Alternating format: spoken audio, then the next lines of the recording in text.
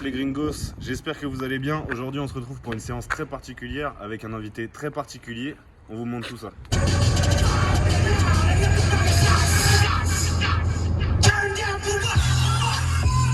Et du coup aujourd'hui on se retrouve, on est à Paris. On va faire une séance extrême. Je pense que ça va être très très dur. Je pense que ça va être la première fois ou l'une des premières fois que je vais me faire malmener comme ça. Donc voilà, on attend.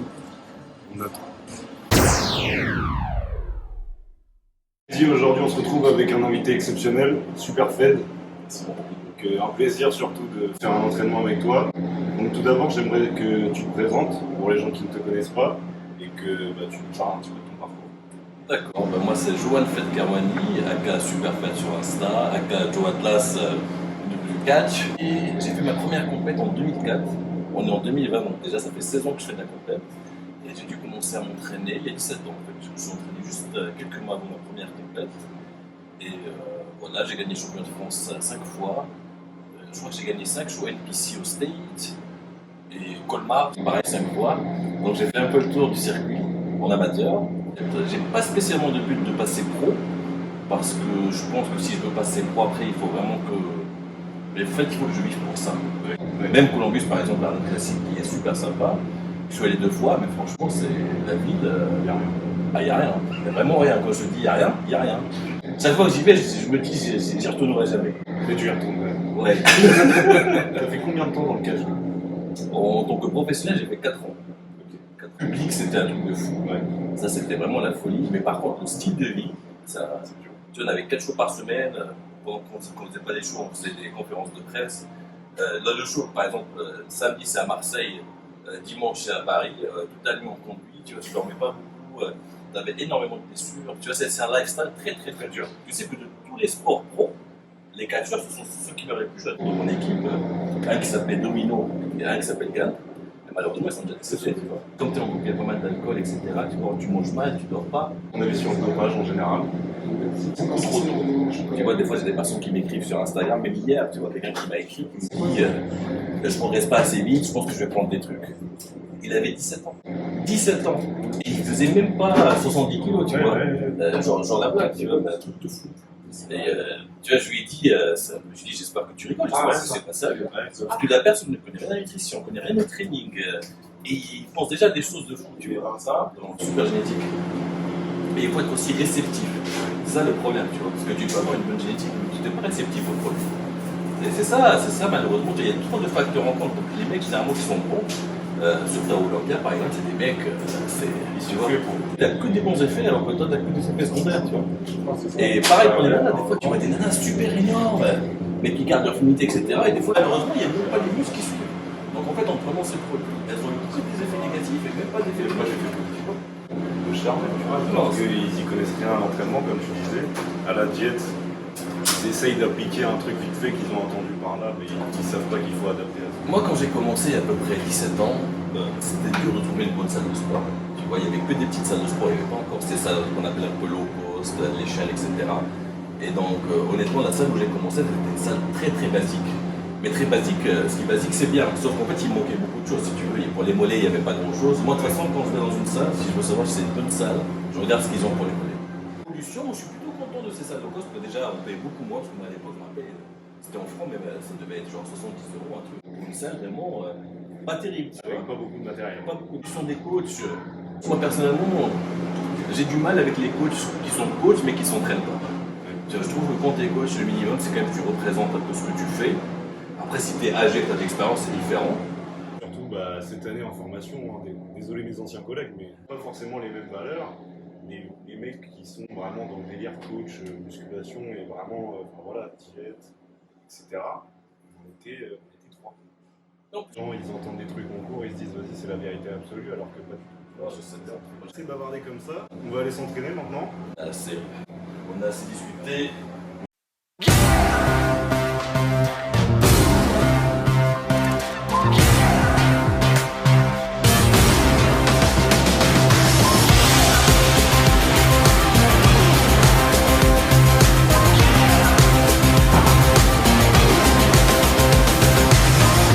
Coming like a pistol that's aiming at my brain.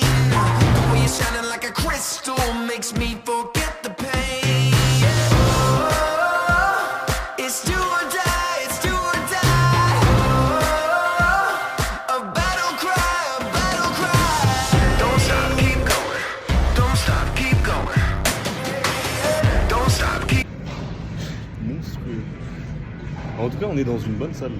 Il y a quand même pas mal de machines, ça fait plaisir.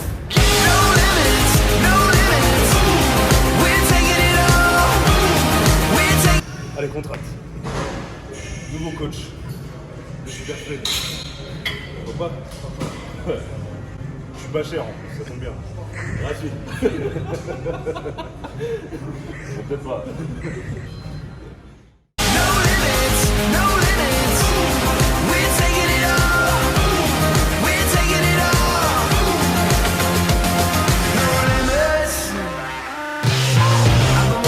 Lately, nobody can hold me down. Things are moving like crazy, no, nothing can stop me now. I'm dreaming it, I'm dreaming it.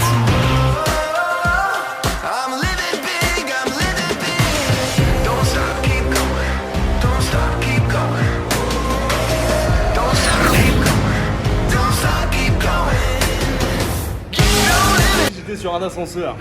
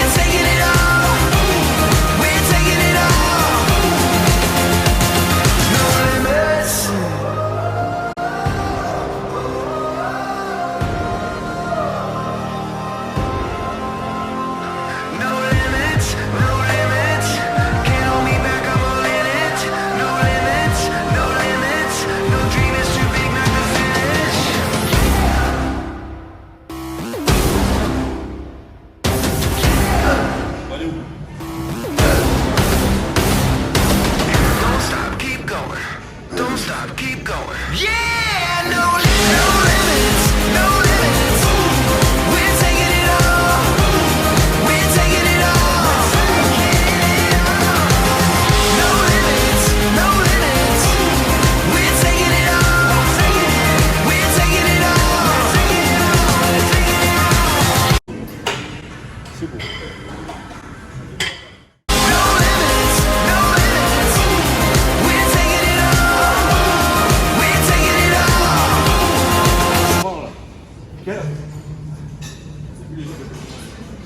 Easy. Allez. Allez. Explose. Explose. Super. Don't stop, keep going. Don't stop, keep going. No limits, no limits. We're taking it all. We're taking it all. No limits, no limits. We're taking it all. We're taking it all. No limits.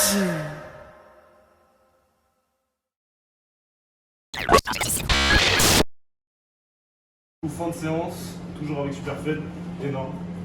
Qu'est-ce que tu en as pensé du coup? Énorme et presque sec. La séance vraiment au max, comme on dit. Et j'étais rincé. Sur le 17, donc ça c'est assez compliqué, c'est comme d'habitude. Et je sais pas, on était que deux et il y avait presque pas de temps de repos, tu vois. Donc tu passais, je passais, je passais, je passais. Donc, et en plus on a fait quand même presque 1h30, je pense, à ce rythme-là, ce qui est pas évident. Ah, après on a fait deux, après avec le dos, tu vois, donc on a enchaîné genre 6 exercices. En très très peu de temps. Mais alors, Du coup, t'en as pensé quoi du coup? Mon niveau en général? en kilo, tu es quand même très très propre. Tu as des très bonnes épaules. Quand tu fais le dos et tout, on les voit bien. Triceps très très bien. Dans l'ensemble, franchement pas mal. Après, tu sais, t'as que 22 ans, donc tu vois, après, il faut plus de symétrie, etc. Tu vois, avec les pecs, la séparation épaule-bras, séparation trapèze-épaule, etc. Tout ça, ça va venir pour 104 kg, non, c'est ça? À peu près. 104 kg, c'est pas mal du tout. À 22 ans, c'est très très très bien. Naturel. Faire plus de 100 kg sec, je l'avais déjà dit dans la vidéo de Thibaut. Plus de 100 kg striés, c'est très compliqué. Parce que ce qu'il faut savoir, c'est que en France, dans tous les compétiteurs, il y en a très très peu, donc même les chargés qui font plus de 100 kg sec. T'en as genre sur scène, des fois ils sont deux, tu vois. On dit par exemple, le critère de sèche, c'est surtout les fessiers. Quand le mec il a les fesses striées, tu te dis qu'il est déchiré. Donc il n'y a pas vraiment de demande entre guillemets, les physiques, il faut qu'ils soient secs et beaux, tu vois. Donc en fait, c'est surtout taille bien fine. Et les mecs bodybuildés, de toute façon, c'est les trois critères, c'est sèche, masse et symétrie. Donc si tu es le plus sec, le plus massif et le plus symétrique, tu gagnes. Après, forcément, quand tu fais plus de 100 kg, c'est pas les plus secs. Tu vois, les catégories, par exemple, qui font moins de 80 sont souvent plus secs que les mecs qui font plus de 100 kg. C'est sûr. Après, voilà, c'est pas la même barbaque. C'est pas la même catégorie, c'est sûr. C'est la même catégorie. SD Nutrition, qui est C'est SD by Flow. SD Il est là, by Flow. Il est là, le Flow. Là. juste ici présent. Tes projets, donc t'as ta marque Rock and Free Life surtout là. Ouais, Rock and Free Life, en fait, je suis associé, on est plusieurs associés dedans. Rock and Free Life, une marque de casquette. Air Olympia à Las Vegas. Donc Olympia, on espère surtout que tu vas tout déchirer concrètement. De toute façon, je vais arriver au plus sec que jamais, donc ça va faire flipper. Même si je gagne pas la compète, en tout cas, mes photos seront partout vont faire le buzz. C'est surtout ça, c'est ta vascularité qui est vraiment exceptionnelle. Il n'y a pas plus C'est vite. une grande part de génétique, ça c'est sûr. Bien sûr, c'est aussi une question de sèche. C'est bon. Tu sais, parce que chaque année, j'en ai des nouvelles qui sortent. Du coup, si la vidéo vous a plu, n'hésitez pas à liker et à partager, à vous abonner du coup à ma chaîne. Aussi à le suivre sur Instagram et à moi aussi, ça fera toujours plaisir. Et on se retrouve du coup pour une prochaine vidéo avant une compétition où tu seras au max du max, découpé, déchiré. Et moi aussi. C'était un honneur, ça a fait plaisir. Et à bientôt. Ciao.